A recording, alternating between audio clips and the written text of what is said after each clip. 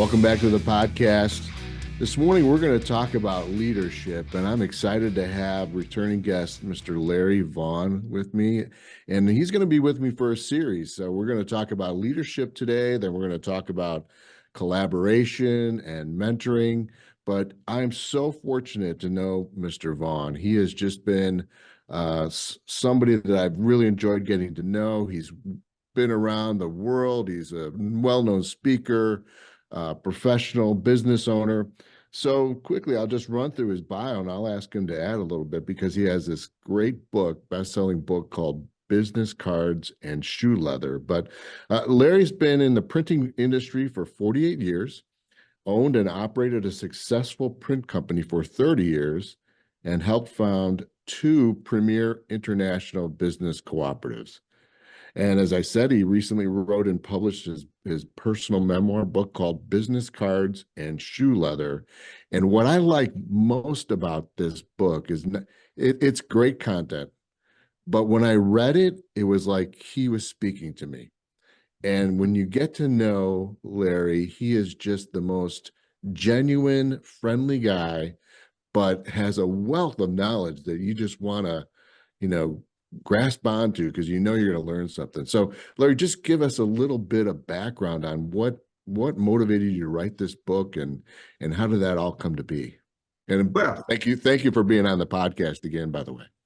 Oh, Jeff, I'm tickled to death always to sit down and talk with you, and not only about it on a podcast, but just on a personal level about all the world craziness, and that's always fun. Yeah, on that. No doubt about that.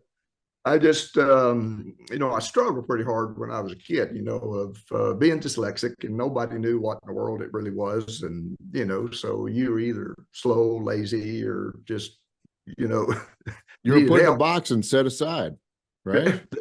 They didn't know how to help me, So anyway, so one day I just sat down because the technology was available. You had talk to text. You had spell check and all these things that I was able to take. So between my iPhone and my iPad, well, then I was able to just kind of lay down all of my, I thought that all of my information that would be interesting, for other people. And I got a ghostwriter. She helped me because I couldn't write the book, So she helped me with it, and I got it and came out Christmas time, gave it to my family at Christmas time, and they couldn't believe that that I had a book that would and how it was delivered, and that all that timing is that's a great story in and of itself. Just share, if you don't mind, how that all unfolded. Because weren't you all at church, and then you got home and the box was on the front porch? Oh yeah, I wanted to give my family the book at Christmas. And, and I had it at Amazon. Everything was set up at Amazon, with print on demand and everything. And of course, trying to get a phone number for somebody to talk to at Amazon is just, it's not available. Well, there are people that work there somewhere. We just can't talk to them. And, being in the sales that I am, I was tenacious. Boy, I said, I got to find, because they got to promise me that those books are going to be delivered, because you get these little tracking reports, that you can go into, and it said it was going to be delivered just right after Christmas. And I said, nope, that's not going to work. Yeah. So anyway, I got on there and I talked to the most lovely lady in the print production. Of course, being in print, well, I could talk the lingo with her and everything. So she said, let me see what I can do.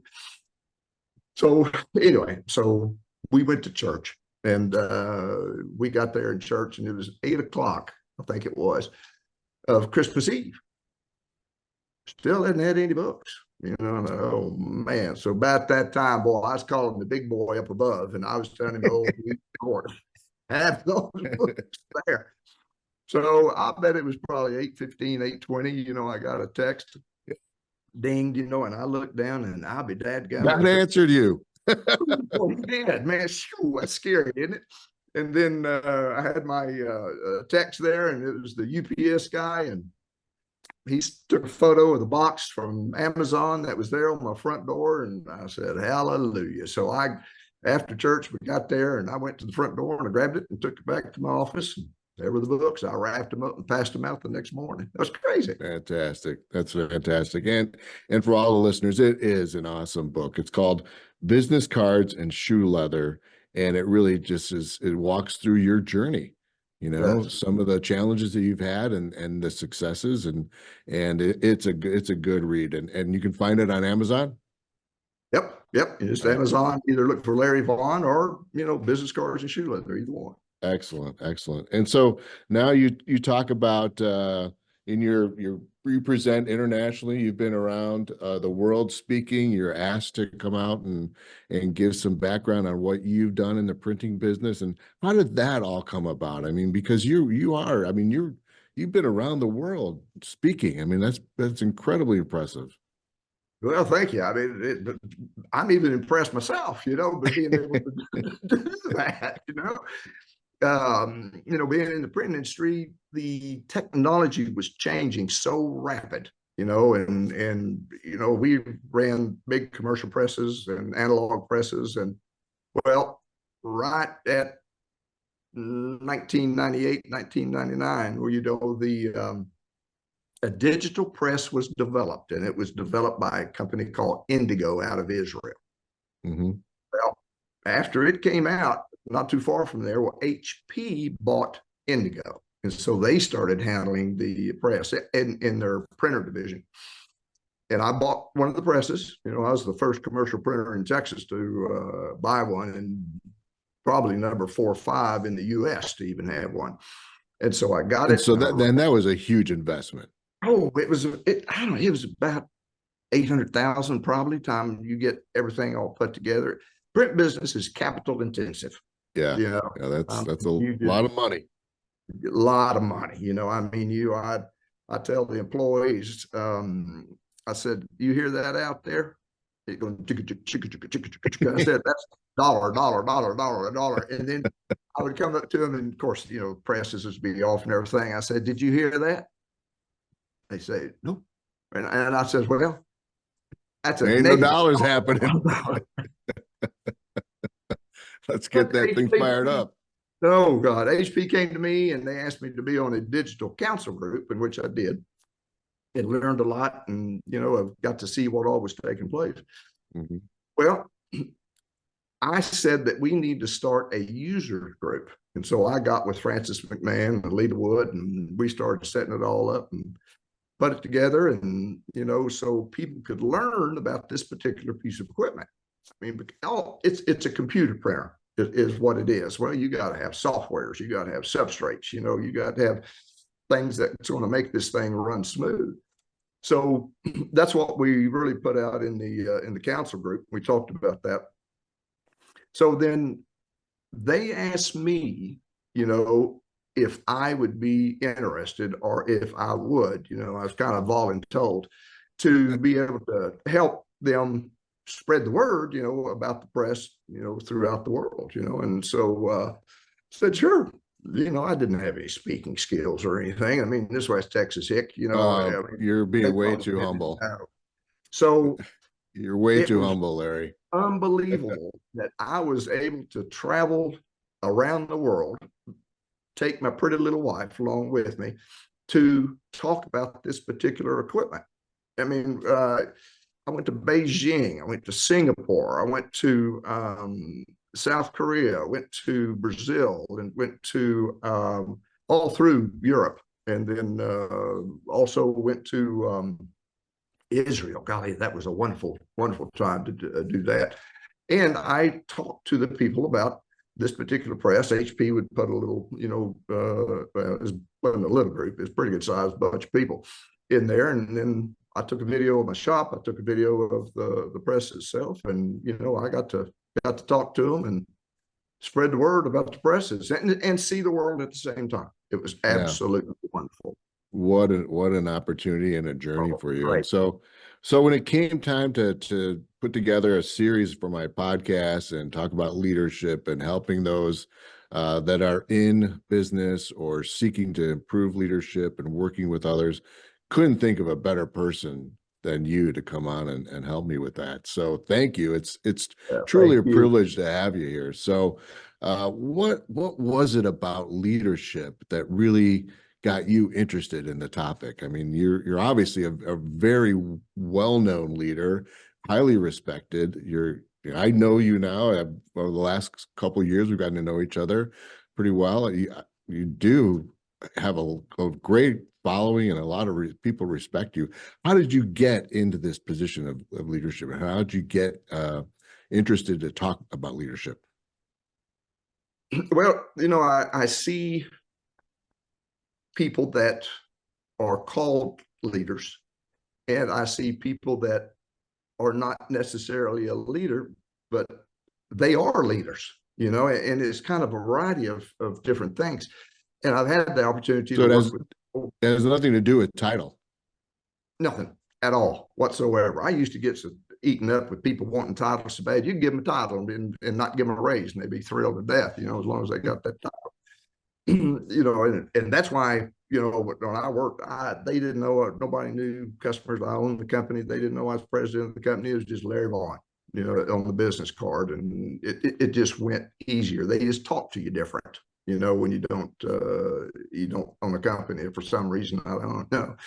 But in growing up when I was a kid, and struggling and doing a few things, well, I was very dependent on other people, to help me in school, to help me write, papers, to put tests together and things like that. So, and I had a tough time in school. So basically, I'm trying to figure out what in the world I'm going to do. I'll never be a doctor, I'll never be a lawyer. And, on that type of job or that type of profession. So I thought, well, I'm always pretty good at telling stories, BSing, and everything. So I thought, well, I just need to be in sales. So my very first sales job, 22 years old, I think 23 years old. I've never known you to BS anybody, Larry. Well, I'm a professional at that. Not hard, I am for sure. But, and so I knew a guy, and he was making, because I was working at a bank at the time, in the bookkeeping department. And he was coming in and I would see his checks that he would deposit, and they were nice sized checks. And I thought, my God, if that silly son of a gun can do that, I know I can do that. So sure enough, I got me an interview over there and they hired me. And, I got out of the banking business and, I bet it was 6 months because they give you a little bit of a pay, for carry a certain time, then you're on straight commission. Man, I'm telling you, I think it was like that fourth, fifth, sixth month. I said, why did I leave that cushy job that I had? I didn't have to get out in the rain, no environment issues or anything. And then boom, I mean, it just started coming. And I figured out what was going on, and how to sell and how to talk to people. And I found that if you're just a good general person to people that are wanting to buy and solve a problem that they've got, boy, you will be successful. And I was very successful in the print industry, and I'm thrilled to death. Well, wasn't it Zig Ziglar that said that if you give people what they want, in turn, you get everything that you want, right? But you correct. have to be able to provide what people are looking for and help them solve a problem and satisfy a need. And obviously you were able to do that. So Well, I wanted to tell you, I had a tremendous support staff behind me, Jeff. And I never got in between them and the customer. And once I would go out and I'd sell it and do what I did best, and then turn around and then match personalities up with my CSR team of the customer. And then I would pass them off and then they would work from there. And I would always listen to them. They would give me input, and I learned that from Francis McMahon at Canon, U.S. Print Solutions. And love that boy. and he's a very good leader, and I'll talk about him here in just a minute. Mhm. But I would always listen to what they had to say, and what problems we had, and how to get the things done at the shop. Because I always see a lot of leaders, well, they have a perception of how it's going to be done, or how this needs to be handled, and sometimes they're correct, it is handled before. But I find that most of them don't listen to the employees. They know they are in the middle of it. They Right. handle the customers. Mhm. So the leader will come in and it's got a theory. Well, these people down here, they know how it works. There's no theory to it to make it happen. And being able to communicate with the employees. I mean, I had a employee meeting every month, and then we had an awards, that we passed out, and then every 90 days. Well, then we had employee of the quarter, and they got pay, they got their time off, and and they got a 3-day cruise out of Galveston. So I mean, they had a Wow. good time there. Some good awards there. Oh yeah, it's very, very nice. But these employees, they knew if they had an issue that needed to be handled, I mean, and they didn't feel comfortable taking care of it, they'd come to me and I'd handle it. We'd take care of it. They knew I always had their backside. They knew I'd always let them, I wouldn't let them hang themselves, but I would always let them run with issues, problems, and then if it came to a need to be handled, then they would come to me. But So right off the bat there's trust, there's credibility. The fact that you would never say that you were the owner or the president of the company, that shows a tremendous amount of humility. And you're there to get things to move forward, to make sure everybody that works for you and in your business, they feel safe. They feel like they know what they need to do, and that the owner is looking out for the best interests. That says a lot. Well, thank you, and I think that it does, Jeff. The and I've still got those employees. Matter of fact, I was at the shop yesterday. Now, I don't own the company anymore. I sold it in 2016. But But you owned it for how long? oh God, I owned it for almost 30 years. Yeah, I mean, it's not like you just bought and sold it in a couple of years. You had it for 30 years. Yeah. And I had employees that whole time. And then I've still got some employees, and they've been with me for close to 48 years. They surely Oh have. my gosh. Some of them That have. that speaks volumes. Oh, and when I go to the shop, I mean, the first thing I do, I mean, I still feel they're my employees, because, I work for Thomas Printworks now, and they asked me to stay on and handle some of the legacy accounts I've got. So when I go to the shop, first thing I do is go to the back to production to see the employees that worked for me and still, are there at the shop, and they work every day. Wonderful, wonderful people. And, being able to have that, the trust there, and being able to keep employees that long is rare. Very You rare. it's More rare rare. today than ever. But I see them, I talk to them, I hug them, and ask how their families are, and their kids and their husbands and wives, because I know all those there too, and it's just it's a wonderful feeling, though, that they're still there working. Right. It's gotta be a good warm fuzzy when you go back to the shop and people say hello, and nobody's trying to duck and avoid you. Everybody wants to come out and say hello. That says a lot. Oh, they walk towards me. They see me, and they come running out there. And the guy that manages the shop now, he said, "Do you know everybody here?" And I said, "Yeah, pretty much." And that's so important. That's one thing that I learned from my dad. He was when he was an executive, and when he would go in to work on Saturdays, and I'd tag along sometimes, and I'd go through the halls with him, and he would stop and say hello to people and say, hey, Julie, how you doing? What's going on at home? How's your family? And hey, Joe, or where'd you going to get that new house? How did that all work out? So he knew people that worked there, and he knew their story. He knew what was going on in their lives, and I learned a lot from that. And then just getting that connection is so important. People have to know that you care, right? Yes. I mean, if they don't think that you care, they're not going to care. I mean, they're not going to care about their job or your business or anything else. But once they know that they can trust you and that you care about them, whole different story. And it's got Oh, to be genuine. It can't be fake. They'll see right through that fake. oh, and they'll pick that That's out. the And worst. That's the worst. I've seen leaders, and I'm sure you have too, who self-profess leaders, so not real leaders, and they put on this, persona of like, they care for the people, and we're in it for you, which is a load of BS, right? I mean, that's the worst. That's the worst. But well, when and you I've get somebody that's genuine, oh, game just be you, And then the other thing is, Jeff, I've seen leaders that are just, I mean, they're bullies.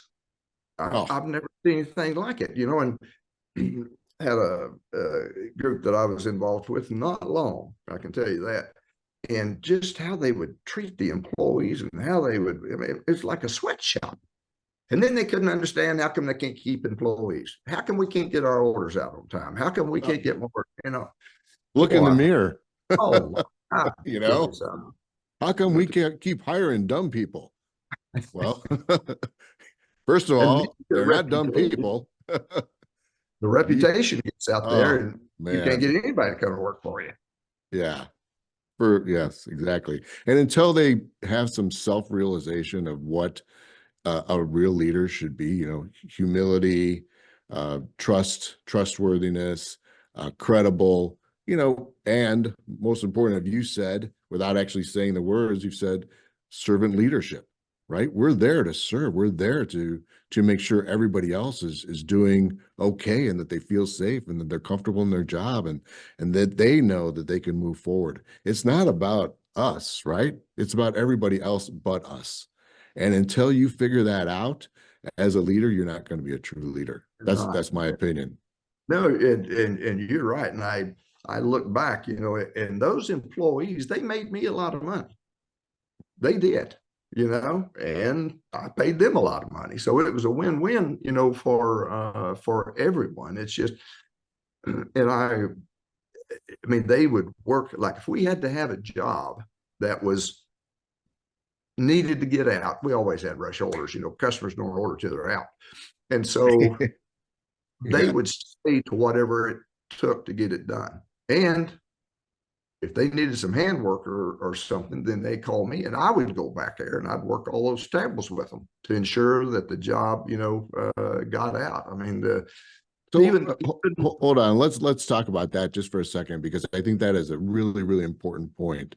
For you, it's just another day, right? But for those who are trying to really become strong leaders and maybe own a business someday or go into a management role, the fact that you stopped what you were doing, went back to the shop, and got in, on the front lines with the rest of the team and doing whatever it took to get that job out the door, that is a true leader.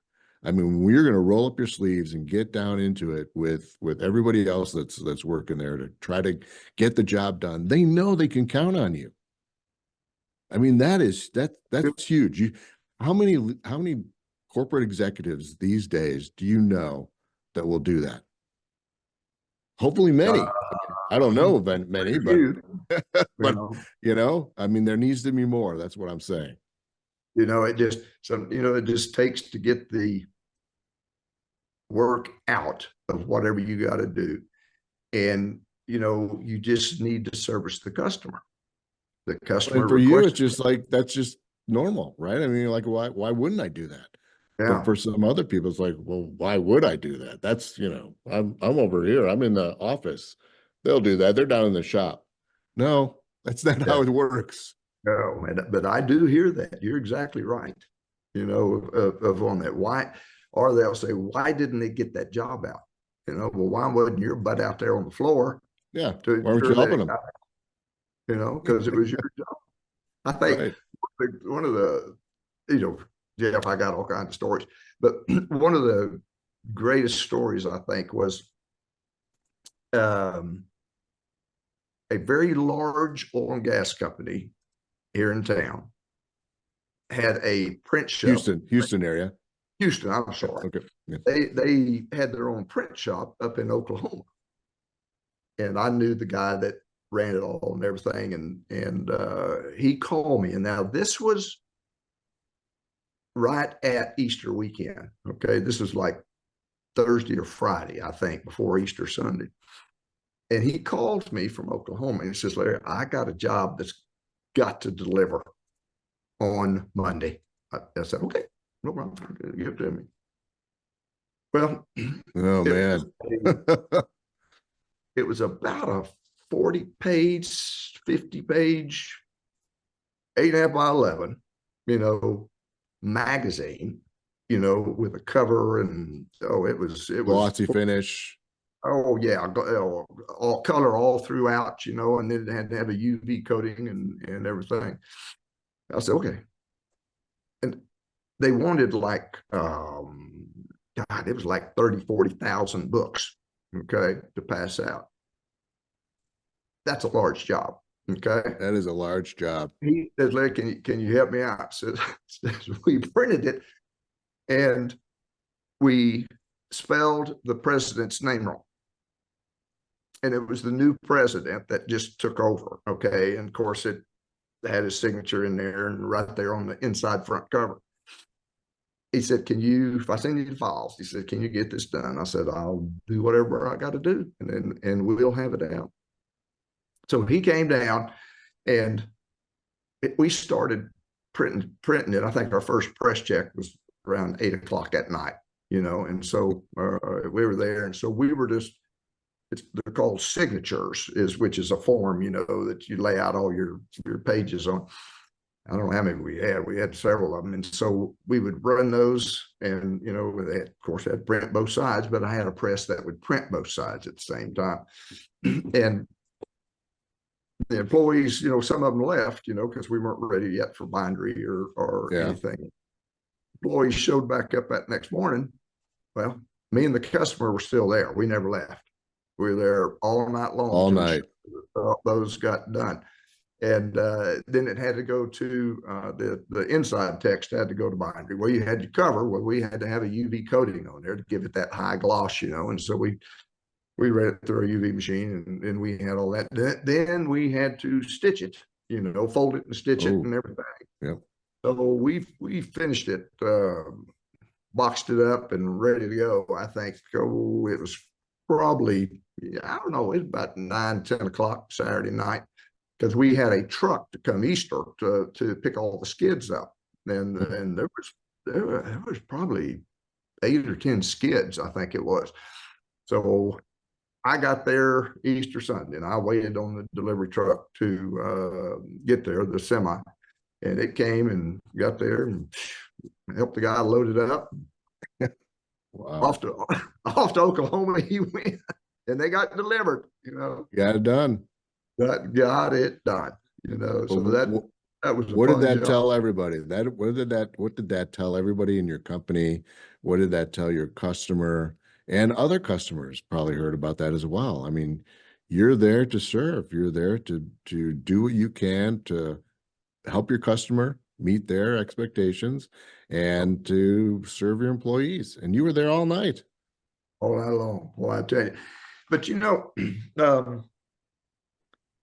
in today's market, the customers that I deal with, they have to do more with less, because they have people that have been laid off. So it might get down to where there used to be, 3 or 4 people there. Well, now there's one, So they've got to get it off their desk. So it's my role to step in there and help fill those slots of the employees that they no longer have.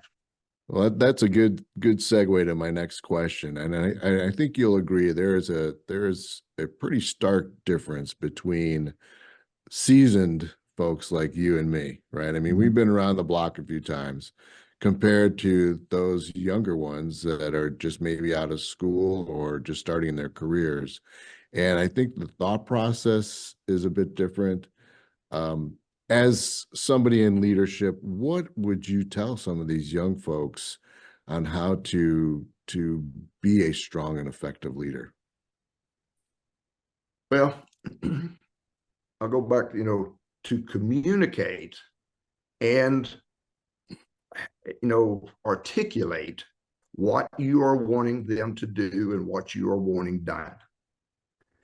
Because I see a lot of guys, I say guys and girls too, ladies, they'll go out and they'll tell somebody and they'll tell the employees, says, well, this is what has to be done. This is what we have to achieve. Okay. Mhm. Didn't really spell it out, didn't communicate that properly with them. Well, when the result doesn't happen how the leader was wanting it to, well, then he gets mad at the employees. Well, he should be mad at himself because he or she did not articulate to the employees of how they want it done and the time frame they want it done. So as long as you keep an open communication with the employees back there, as long as you keep an open communication with the whole staff, and I go back to telling you the best communication we ever had was the monthly meetings. Because if you don't have a meeting monthly, then rumors start, and then You got to it keep everybody on the same page. it keeps everybody in chaos. Well, and they can ask me anything. Well, I'd say, okay, answering questions. What do you want? So then they would ask me, and they'd ask me some pretty tough questions sometimes, because we had Mhm. business that go down, and I had to lay people off, because when the 2008 financial crisis, came, and Oh, it was a whole lot going on, yeah. and Mm. finally, instead, Jeff, of laying people off, I gave them the option, we'll cut pay, you know. So the hourly people, I did not cut their pay because they're hourly, and I can control their pay by the number of hours that Hours that they they're work. working. Yeah. And then I had the managers, that were there. I think they I don't know, they probably took about a 25% cut. And that's a lot of money. And then the salary paid employees like the CSRs, I think they took about a 15% pay cut. And then me, I took the 50% pay cut. And that lasted like that for, I don't know, it was probably about 6 months. Well, then we started getting back, business started coming in, and then I started, if I'd bring their pay back up. And then finally, we got to the point where everybody was still employed, and then everybody was, making their money back like they used to. And we all had tough times, and they knew it. I explained Yeah. it to them what was taking place in the market. And Well, that communication, as you said, that's critical. And it oh, starts with developing a connection. yeah, If they don't feel connected to you because you're being genuine and authentic with them, then they're going to see right through that, oh, yeah, and yeah. they would also know if the owner's not going to reduce their own pay, but they're going to make everybody else suffer a little bit, they know that too. I mean, they'll Oh, figure that out. yeah. I mean, when it's me versus you or them, they kind of thinking as opposed to us and we, they know, they know They that did. completely. Yep, yep. Makes a huge difference. Huge difference. It does, and they have to trust you also. Well, I Yeah. think when you communicate with them and you do what you say you're going to do, then you build that trust with them, and they'll Accountability, right? I forever. mean, you're going to say you're going to do it, do it. If for Mhm. some reason you can't, say that you can't and tell them Yeah, why. okay, good. I mean, Yeah, just it's part of that connection. So when absolutely. you see in your career, and you mentioned Francis McMahon from Canon, and other leaders who maybe you've been in contact with or who you've admired during your career. Who are some of those folks? Who are some others that you've learned from and then perhaps we could learn from as well? Well, Francis McMahon, he runs the Canon, print division, here in the U.S. And I've known Francis since about 97, I guess, several years. He's a young fella. He's I think he's 57 now, but his leadership style is Yes, so he's young. He's young. young. Oh, when I meet with the guys, on the board once a month for the users group, and they always call me the old man, that's on there, because I'm definitely older than any of them on there. They listen to me, so that's one good thing. But Francis, the way that he operates and the way that he manages, he always communicates with his staff, and he is not a leader. They follow him, because he will pull off to the side and his group just takes it and runs with it and manages whatever's taking place. And because he is charged of the marketing department, and then he's also, helps run the sales and everything else that goes along with it. But he is so soft-spoken. I mean, he's not a threat, but I'd hate to get him riled up, I can tell you that. But he's not a threat. The employees. So he doesn't come across, he's not intimidating in any way, or no, okay. No, not at all. He just takes his employees, tells them what he wants, tells them what he wants to get done, praises them. There's no chastising or anything like that. I mean, he's taught me before, you criticize in private and praise in public, always on that. And he's got employees that's been with him for a long time, and he runs a multi-billion-dollar company, just right here in the U.S. And he's involved with all the print community also, just simply because, it was he and I and others that started the first user group for HP, because he was with HP at the time. And then he transferred over to Canon, and because they were developing some new presses and things. And he called me to help him start a users group there at Canon. And it's called Think, THINK. It's a inkjet technology user group. And I came a compliment over to you to have that opportunity. Oh, it was great. And I love doing that. I've got all my buddies in the print community and friends all through the world and everything. And it was a lot of fun. And I still talk to those guys to this day. Matter of fact, I talked to one of them yesterday, in Philadelphia. And I got three very, very good friends, Israelis, that are in Tel Aviv. And when all this craziness took place, I immediately, send them an email and check on them. And I check on them about every 3 weeks or so. And they keep me posted of kind of what all's going on, is that crazy. Hopefully they're safe. And they said, for now, they're safe and everything. So, but, it is so refreshing, to have connections like that you can just get a hold of people. One of the good things with these connections that I've got is that, and I just did this not too long ago, a customer needed a job in Australia. And I don't know if you've ever dealt with customs, Jeff, but it's a nightmare trying to get stuff pushed customs, which is good. I'm glad that they do all that checking. Try to get that done. We should do that in other parts of our country. But, topic for another day. It is. The technology today, I can just upload a file, send it to the printer guy I know over there in Australia, tell him what I need and all the specifications, everything. Then they print it and they deliver it. Versus me trying to print it here, get it boxed up, freight, you know, customs and the time, you know, just to ship it on there. Take a Uh, month to get over there. oh, it's unbelievable. And another oil and gas, because we have a lot of oil and gas people here in town. And another one, they here again, you know, nobody orders until they're out. And they needed health benefit books, you know, by law at these regions throughout the US. Right.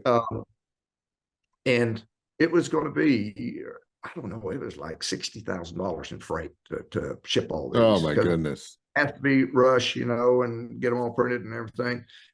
So, which Annette, you know, I've mentioned that several times. I told her, I said, well, I've got a printer here, printer here, printer, and all in these regions. And she contacted them and would see where what printer would print what for what region he was in. We sent all those files over there, and she kept track of all that and printed all the work. And I think freight was, I don't know, like $3,000. I think. Oh wow. Wow. Oh, huge difference. Huge. Yeah. Big savings. Big So, savings. you know, and that's the nice thing about knowing other people. These are all leaders that I'm dealing with. Right. They are Yeah. business owners, successful business owners, and they have the same leadership that I do. It's about I, connection, about trust, yeah, being and genuine. good guys here in the States. I got Chris Wells up in the Boston area, and you know, he young fella, he might be 50. And you know, he handles big print company, you know, and people just love him. Another one, which is a mentoring story that we'll save that for next time, is Victor Bonner there in Nashville. And Okay. same thing, you know, it's just good to know people that they trust, you know, the Oh, employees, you know, and they're you can successful. pick up the phone and talk to somebody because you've developed that connection and you can help Yep, them and maybe they yep, can help you. Then yeah, yep. that's what it's all about. It When is. you look out at our country and our corporate environment these days, what do you feel are maybe a couple of leadership characteristics that are really absent? And I guess that's sort of a loaded question because in my view, we are void of strong and effective leaders right now. And I don't mean just in government or politics, I mean in corporate too. So and if you disagree with that, that push back on my opinion, that's fine. But if you feel like there is some leadership qualities that are absent, what do you feel that they are from your point of view? You know, no, I agree with you. Of course, I don't even want to get started talking about the government. Um, there Yeah, is no no. leaders up there, okay? And you know, it's a sad situation. I'm But laughing because if I didn't laugh, I'd cry. oh God Almighty, it's sad. It is that. But you know, what I see today within leadership is they don't talk as much as they should to the employees, you know, that they are the ones that support them, you know, the ones that build them up, ones that make them a very successful company. Um, and I think a lot of them are just out of touch. You know, they are in the corporate world in the upper echelon, you know, and then you've got these worker bees that are down there, and they are the ones that's making it happen. Yeah. It's not the big guy up on top and, you know, oh boy, you're good, you know, and you're very successful. And here, let me give you another bonus and all that kind of stuff. He might be a good leader, and he's got the employees down there that are getting this stuff done, of whatever it is, you know, if it's a widget or if it's print or, you know, whatever. And they are the ones that need to be rewarded. I Mhm. see this, and you know, and I know that they stress service, you know, and that service makes them successful. I don't know if you ever eat at Chick-fil-A, My pleasure. you know, they I love that. I love that. I'll have they the have it down. chicken combo. My pleasure. Oh my God. You know, when you go there, I mean, it's just they're delightful. They're they talk to you, they, clean, They really, when they say my pleasure, I get the feeling they really mean it. They're not yeah, just they saying it. are. And they, Yeah. Because there was a Chick-fil-A, smile on their face. yep, yep. I mean, I'm telling you, Chick-fil-A has it down. They've got the best service. I mean, they came up with the two lines, that you can go through and go order your food. I mean, you can be through that line. Your order is correct, as just driving out just a matter of minutes on that. And then because I'm always looking at the service end of it, and in Texas, we have Bucky's, and oh my God, I love Well, Bucky. Bucky's is expanded now. They're going to have one in Wisconsin. They have one in Alabama, and I finally kind of feel like, well, hey, that's a Texas thing. What are they doing? But Bucky's is unbelievable. Oh, And for those who don't know what we're talking about, it is the one place where you can see 100+ gas pumps. yep. Go in and get beef jerky, your Coke, your chips, brisket, and then on the way out get some earbuds. And I've even seen wedding bands on sale there. Oh yeah. It's crazy. Everything you could possibly want in one place. Bucky's. Oh, t-shirts, hats, what do they want? And when they say they have clean restrooms, they are spotless. Because there's always somebody, at least one person in there. In there. It's always, cleaning and picking up and everything. And all the gas pumps are clean, when you touch them and everything, because they're always cleaning those. Yeah. I mean, it's a well-ran organization. Well, I can tell you that for sure. But they are expanding, which is good, going to different parts. It is. Like, It is. Yeah, it is. like Whataburger, that used to be a Texas company, a home office in San Antonio. Well, very good customer of ours. And someone in Chicago bought them, I think a couple of years ago, I think it was. What a burger? Yeah, yeah. That doesn't seem right. No, it doesn't at all. So they're probably going to expand, So we'll see what happens. And I'm from Chicago, so I can say that. It just doesn't seem right, Larry.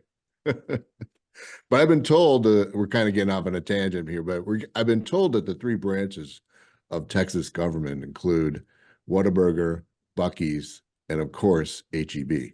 Oh, hands down, what The best grocery store on the planet. I mean, that's where we shop. Shouldn't everybody? I know, and here again, all of them have good service. They're clean, and it's the connection. I mean, so the commonality between those, yes, they are successful businesses, but they are run by leaders who connect with their employees, that they know the mission. And when you're talking about Bucky's, yeah, it's clean. They got everything there that you could possibly imagine. But have you seen a crabby Bucky's employee? I mean, I haven't. Not at all. I've never seen a crabby Chick-fil-A employee. Nope. I mean, so the commonality is that they feel like they're valued. Their presence is meaningful. They're helping the business move forward. And that starts at the top, building that culture. Oh, hands down. When you walk in the door at Bucky's, thank you. Welcome to Bucky's. Welcome to Bucky's. Our employees. Even when people don't respond to them. I mean, when somebody says hello to me, I feel like I'm going to say hello back. So I always say, thank you, hi, but welcome to Bucky's.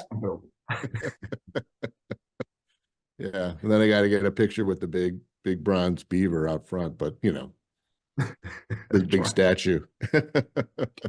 But anyway, Bucky's is phenomenal. Whataburger, HEB, Chick-fil-A, all good examples of having strong leadership that creates a good environment for the employees and it's passed on to the customer. Yep, and it's successful business. So kind of having some fun with this, but that's where it's all about building a good culture, and it starts with leadership. Oh, so Larry, just a fun question, in your role as a leader and all that you've done in your career and and your journey. Um, Sometimes I like to ask my guests a couple of fun questions just to kind of see where their thought process is. So I'm going to ask you, if you were to be elected the president of the United States, what would be on your task list? So now we have President Vaughn. You are now president of the United States. What are the first three things that you're going to put on your task list? Only three.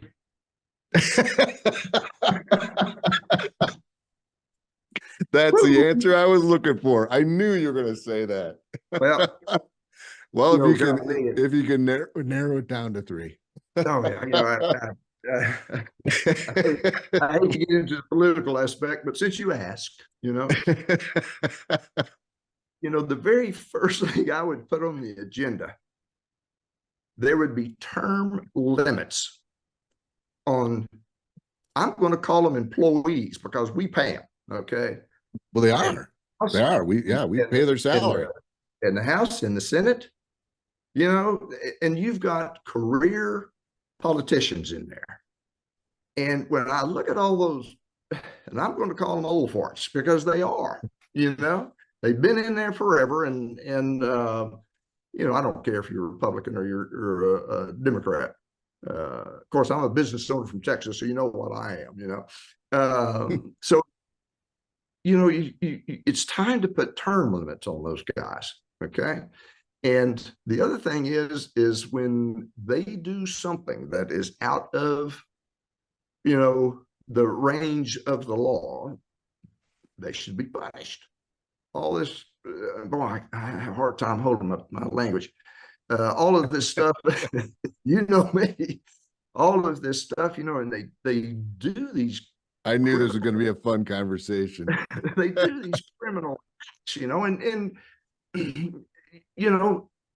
they need to be prosecuted. They need to go to trial. That needs to be done. And these they're not above the law.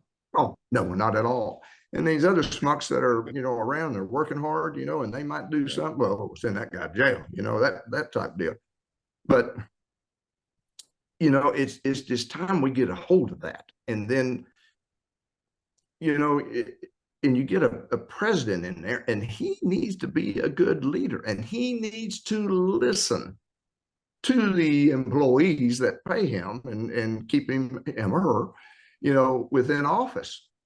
Take surveys, ask questions, have a town hall, and just get up in front of them and take the beating, of questions that they're asking. Everything we've talked about with leadership applies to the top office. Just as it does to any other position in management. Oh, and they need to treat people correctly right now, and I don't know where we got into this trash talking, leadership and, running for office. Well, that guy ain't worth a damn, and then it starts listening to all this other stuff, and then they start. Half of it's not even true. Oh, I mean, you don't need to get into all that. It's just, you need to listen to people. You need to have term limits, and get some of them old devils out of there, and put some fresh ones in there now. And the younger ones, I mean, they're going to have different ideas for sure, but which might be good ideas. That's right. That's right. So, but trying to get a hold of that, what I just said, is going to be tough. Boy, well, I mean, term limits, that topic has been, talked about for years and nothing's been done with it. And I don't know that that'll ever go forward, but you never know. I mean, I think that term limits would help tremendously, because when you don't, there's such a tendency to be just looking out for your own well-being, and they're paid well. Yeah. Oh, please. They're paid very well. Yeah. So they don't want to quit that job. That's pay. Why would you? Right? Boy. That's exactly right.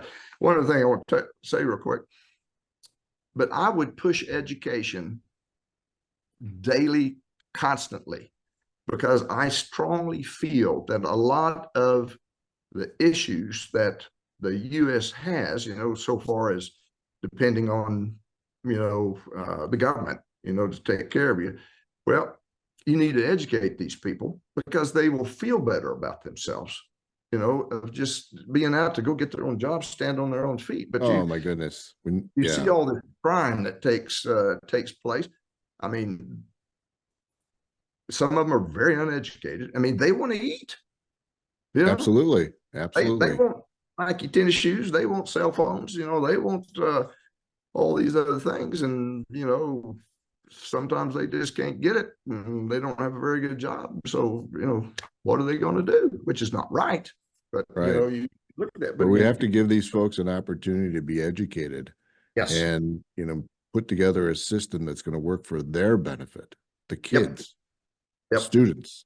So when yep. they graduate, when they get out, they know that they'll be able to find some position, some job that they know they'll be able to support their family, they'll be able to support themselves. And if they decide to go on to school, higher ed, great. If they decide not to, that's fine too. There's hopefully a good job for them, but they have to be educated and they have to know at least the basics in order to get some type of position. And now in these, I'm kind of spouting off my opinion here, but I don't believe that we are adequately educating our young people I with know. the basics to equip them to be successful in life.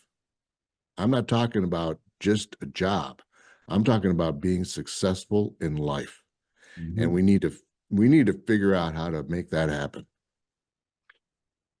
And Well, I'll get off my platform now. of course, this leads into another subject that'll be, next time in the series is the mentoring. Then I Yeah, mentor a lot of kids, and you matter of fact, do. You just do. got two more. I was up in Stillwater, Oklahoma at a wedding, and I met two young ladies and talked to them, and I sent them some information. And so I'm preparing some other stuff to send to them. Very smart, educated, becoming educated because they're still going to college. One of them's going to A&M, and the other is going to North Texas. And but they still lack, just like you said, of what goes on in life. What's Mhm. going to happen when they leave school? What's going to happen? So far as how to manage money. Yep. What kind of investments do you make? It's so I see that in talking to the kids, and some of them, boy, they are sharp. I mean, Yeah, they've got, absolutely. and then, but there's some of them that, but their environment when they grew up was different, and Hmm. that had a lot to do with it too. So yeah, I got a Completely. lot of stuff on that for next time. It'll Well, be a I'm fun. looking forward to it. How do people learn more about you and your leadership and your mentoring? Larry, how can people learn your website or how do they get a hold of you? Yeah, just go to my website, and it's just larryvaughn.com, or they can email larry@larryvaughn.com. In my website, you can, which I said was larryvaughn.com. That's got my book there. It's got a lot of information. It's got a lot of mark or quick short stories that people have written about me, and go to Amazon and get a book, and which I would appreciate that greatly. You bet. Uh, then read that, and if you think it was great, go back on Amazon and give me a referral or a comment on it on that. So, I love talking to people, as you can tell. And my grandbabies tell me, says, "Oh, you don't have to talk to everybody." Yeah, I do. Yeah. And if they would want to reach out to me, I'd be more than happy to respond. Wonderful. Wonderful. This is just the first in a series of three. So, Larry, we'll look forward to having you on next for with the topic of mentorship. Oh, and then we'll wrap up with collaboration. So thank you so much for being here. It was a great discussion. I knew it would be, and I know next one is going to be great as well. So thank you. Thank you so much, Larry. all And right, likewise. listeners, thanks for tuning in to Game Changers. And I just know today was a great day, and I know tomorrow is going to be even better. Peace, everyone.